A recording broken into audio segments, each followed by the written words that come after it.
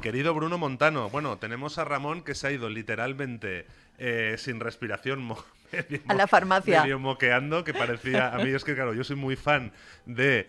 pobrecito, ese periodista que salió una vez que tenía un moco estalactita en televisión Ostras, española, qué que si tremendo. buscas periodista moco estalactita sale, que iba hablando y era tremendo. Entonces, pues más o menos, no era esa estampa de Ramón, era mucha más digna, pero me ha dicho, tío, voy a la farmacia, que me den lo que me tengan que dar Mandanga de la y buena. me meto en la cama. Digo, pues nada, tira, que, Que que lo mañana tienes que tenemos. estar bueno. Exacto, y lo tenemos hecho Silvia y yo.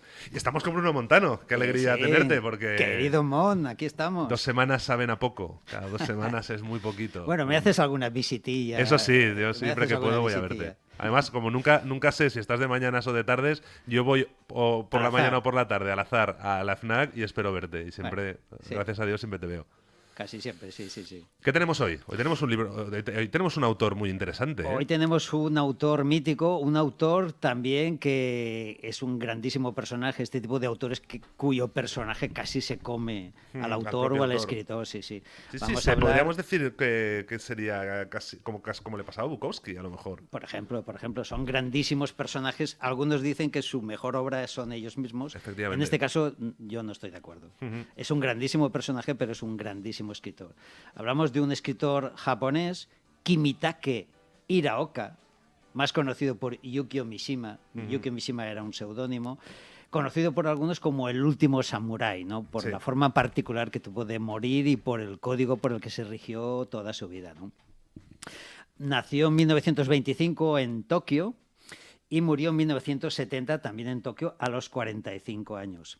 45 años, porque se suicidó, luego veremos cómo se suicidó a la manera tradicional de los samuráis, ¿no? Ostras. Sí, sí. Es un escritor muy prolífico, en 45 años escribió más de 100 libros y fue 3 veces propuesto para el premio Nobel. La última de ellas, en el 68, fue propuesto, no ganó él, ganó Kawabata, que era su maestro y su mentor, y el propio Kawabata, cuando recibió la noticia, dijo, pero ¿cómo me lo dan a mí estando Mishima? O Ujú. sea, él pensó que Mishima se lo merecía más que él. Total, al final, como Mishima era políticamente incorrecto, no le No. dieron el Nobel, como pasó con Borges, por ejemplo, ¿no?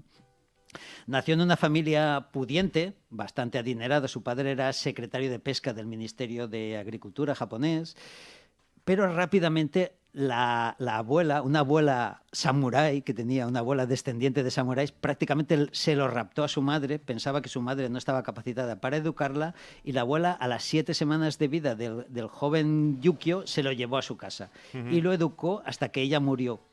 Tenía entonces 12 años Mishima. A los 12 años volvió con su madre a su familia Sí.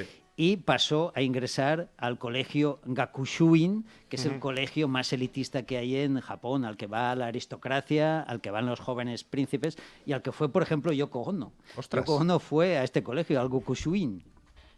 Pues allí que se fue el joven Yukio y pasó 6 años allí. Era un estudiante brillantísimo, inteligentísimo, rayando la genialidad. Era un tirillas, era débil, enfermizo, acomplejado psicológicamente. Luego veremos cómo transformó su cuerpo, ¿no? Ujú. A los 18 años es llamado a filas, recordemos, Segunda Guerra Mundial, pero le dieron por exento por tuberculosis. No está claro que tuviera tuberculosis, parece que estaba resfriado el día que se presentó y el médico dijo que tenía tuberculosis y lo dio por exento, Ostras. lo cual le sentó fatal a él porque su ilusión era ser kamikaze. Su ilusión era pilotar un avión suicida y estrellarlo contra un Pero eso barco. tienes que tener, entiendo, un nivel de tormento interior importante. Imagínate, estaba educado en el código Bushido, lo educó su abuela que era samurái, entonces él, su máximo honor era morir por el emperador, entonces él quería una muerte heroica. Luego veremos cómo el libro del que hablaremos toca este tema, ¿no? Como no pudo ingresar en filas, pues ingresó en la universidad y se licenció en la Universidad de Tokio en el 47 en Derecho. Su padre, que tenía influencias, lo colocó en el Ministerio de Finanzas, pero solo estuvo allí un año y se dedicó a la literatura, que era su pasión. Su padre no le parecía muy bien porque pensaba que la literatura no era lo bastante viril y nunca le hizo ninguna gracia que el hijo se dedicara a la literatura. Triunfó muy joven, a los 24 años, escribió Confesiones de una máscara, que es posiblemente su novela más conocida porque es autobiográfica y tal, y lo convirtió en una celebridad en Japón y yo diría que casi en el resto del mundo. En el 55 tuvo una especie de crisis psicológica muy importante porque esa crisis provocó la gran transformación física de Mishima, ¿no? Él se sentía poco vinculado con el mundo real y con el mundo material, sentía que tenía hipertrofiada la mente y quería centrarse más en el cuerpo. E inició 15 años de entrenamiento extremo en pesas, kendo y karate. Se hizo una máquina física y una máquina de las artes marciales, sí, sí. En el 58... Pero eso, claro, estamos hablando del año 50, eso tiene un punto de chaladura importante. Sí, claro, ¿no? en el 55 el culturismo pues no existía, Claro, sí existía gimnasios muy con poco, pesas, pero claro, los que lo practicaban... Bueno, Martín Redón, buenos días. Buenos días, amigos. Yo recuerdo que sí que Jacinto Molina, Paul Nachi, el que hacía de Hombre Lobo, sí que en los 50 empezó haciendo halterofilia, pero no era exactamente culturismo. No sé cuándo empieza la fiebre del culturismo. Yo creo que más es en mucho los 60. Mucho después. 70, En este caso, sí. su motivación no era el músculo por el músculo, sino la filosofía y la espiritualidad. Luego lo explicamos. En el 58 se casó con Yoko Sugiyama, con la que tuvo 2 hijos, un niño y una niña.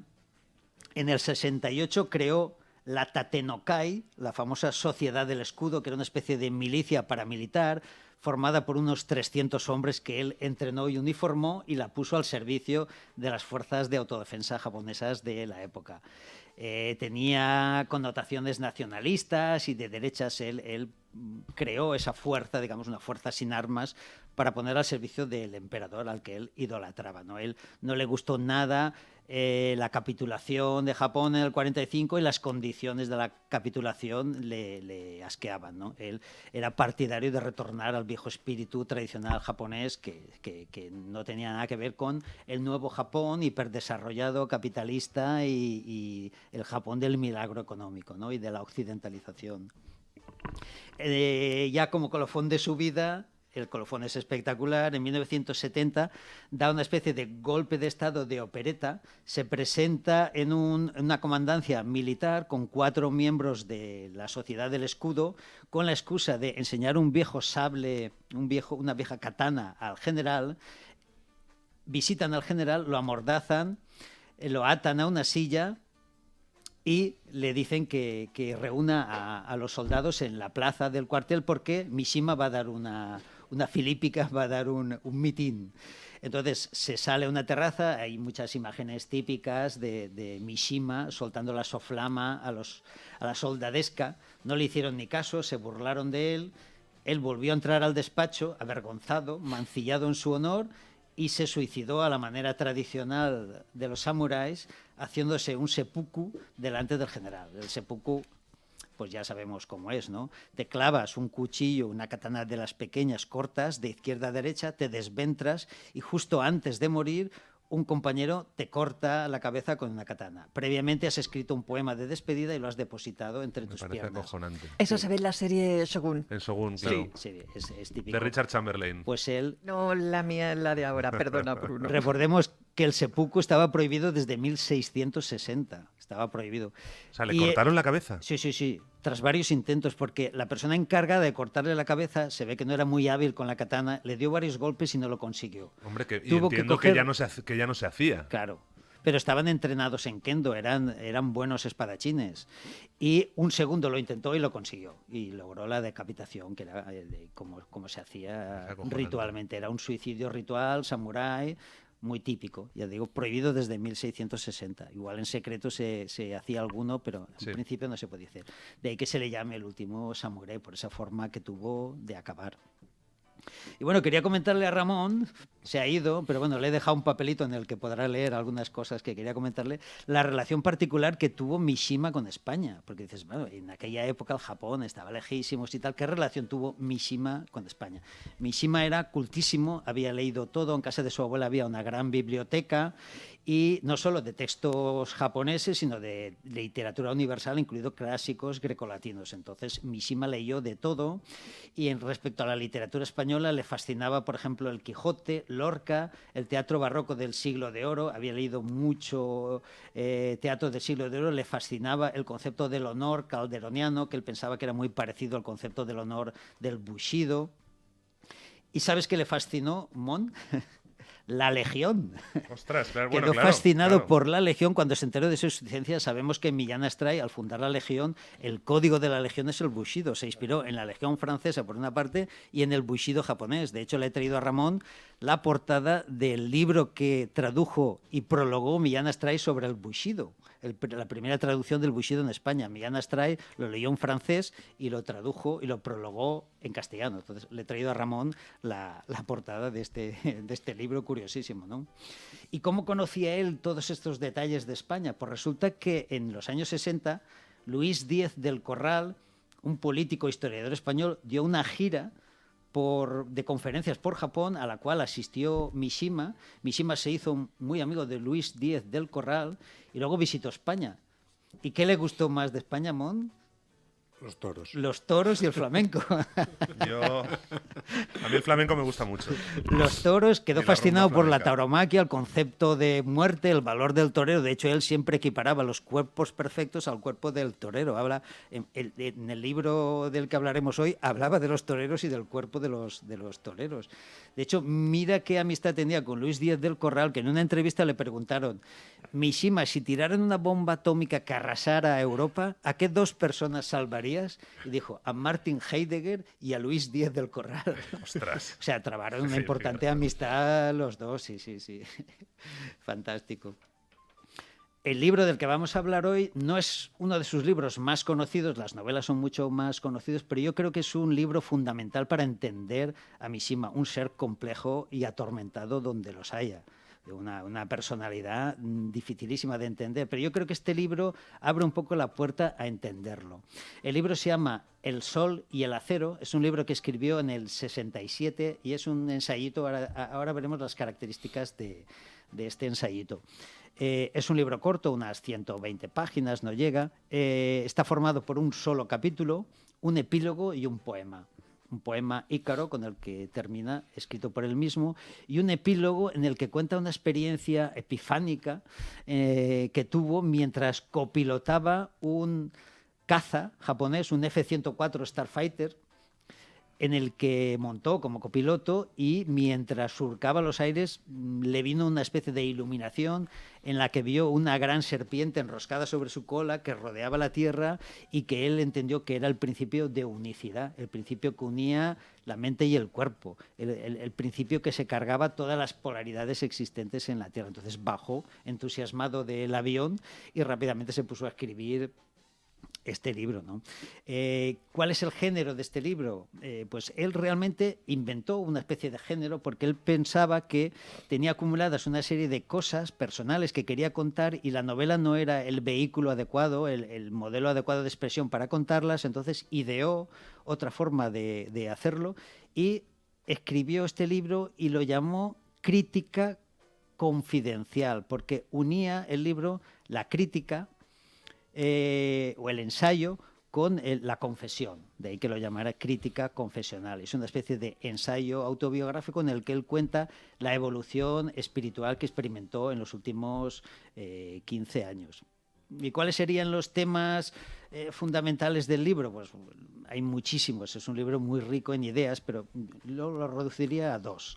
Un primer tema sería la reivindicación del cuerpo frente a la excesiva intelectualización del hombre. Él decía que las palabras reducen o convierten la realidad en una abstracción para que la mente pueda manejarlas. Pero al hacer esto, las palabras corroen la realidad. Entonces necesitas buscar una etapa preverbal de tu cerebro para poder entender mejor la realidad. Y esa etapa preverbal, digamos, él la encontró cultivando su cerebro. Fíjate, ¿cómo lo hizo? Él lo explica con una metáfora. Él dice que la casa es el ser es la casa, y rodeando al ser está el cuerpo, que sería el huerto de la casa. Entonces, cultivando el cuerpo, cultivando el huerto, puedes llegar a conectar con la segunda lengua, con el lenguaje de la carne, con la locuacidad de la carne. Él buscaba la locuacidad de la carne.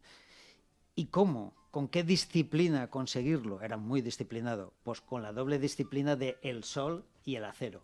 De ahí el título de este libro, El sol y el acero. La doble disciplina, por una parte, de la actividad a cielo abierto, a la luz del día, al aire libre, en la naturaleza, por contraposición a la habitación, al estudio, a la biblioteca, a la penumbra, y el acero, que en su caso eran las pesas y la espada, las pesas y la katana, ¿no? Ese viejo ideal de la tradición japonesa de unir la pluma y la espada. No sé si habréis visto El último samurái, la de Tom Cruise. Sí. El samurái fascinante que sale, se pasa toda la película intentando completar un poema, un haiku. Y no daba con el final del haiku. Era un espadachín diestro, fiero en la batalla, pero al mismo tiempo cultivaba la poesía. Es un poco la dicotomía esa del pueblo japonés que vemos también en El crisantemo y la espada. El libro de Ruth Benedy, El crisantemo y la espada, ve esa duplicidad del pueblo japonés, ¿no? Capaz de extasiarse mirando un crisantemo y a renglón seguido cortarte la cabeza de un mandoble de katana, ¿no? Eso lo explica muy bien Ruth Benedict en este libro, ¿no? Pues él un poco pretendía con esta disciplina unificar la espada y la pluma, ¿no? Por eso practicó la espada, practicó el desarrollo físico, pasó de ser un tirillas en 15 años a tener un físico portentoso. Si veis las fotos con la katana. Sí. También fue actor, también fue fotógrafo, actor teatral, protagonizaba sus propias obras teatrales de teatro no y de teatro kabuki, un fotógrafo extraordinario también, vamos, un genio, un genio. Claro, tuvo la vida que tuvo y la vida un poco eclipsó su obra, pero su obra es importantísima, su obra es importantísima. Hay una reflexión muy interesante que yo propongo para rematar y que él apunta un poco... Me hablabas de antes que hay una película muy conocida, que es, por decírselo a los oyentes, que yo no sé si está en... Está en Filmin. Está en Filmin. Está en Filmin, se puede ver, se llama Mishima, la dirigió Paul Schrader, el guionista de Taxi Driver, por ejemplo. Paul Schrader, claro, es el guionista de Taxi Driver y Toro Salvaje, y luego se tiró a la dirección y tiene películas muy perturbadoras. Este hombre dormía con una pistola bajo la almohada, pero no tenía una pistola debajo de la almohada, sino con el dedo. Él dormía con el dedo en el gatillo. Sí. Consumía mucha cocaína, estaba completamente destrozado de la cabeza y físicamente. Y tiene también una película que se llama ahora os lo diré, Un mundo oculto, Hardcore, Un mundo oculto, donde hay un personaje que es el actor George C. Scott, que su hija se mete en el submundo del porno y las salas X en Estados Unidos. Esta peli será un año o dos después de Taxi Driver, o 3 o 4 como mucho. Esta Mishima... Y es un tipo que va por... Es que es muy parecido, muy parecido como autor. La película es del 85, es una rayada. Estuvo producida por Lucas y Coppola. Claro. Y es una rayada porque son 3 películas en una.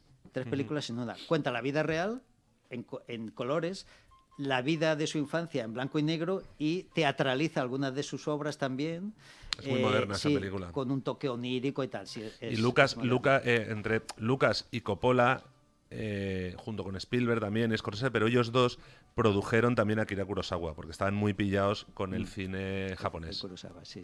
Entonces va todo como muy unido. Lo digo porque Scorsese es un director al que la gente le gusta mucho, y Scorsese, para mí su mejor obra es uno de los nuestros, y Taxi Driver, no sé cuál me gusta más, pero Paul Schrader es una persona importante para Scorsese. Para Scorsese. Y cualquiera que le interese también es bueno que se acerque a la de Mishima. Es una rayada, pero es fantástica. Pero es interesante, sí.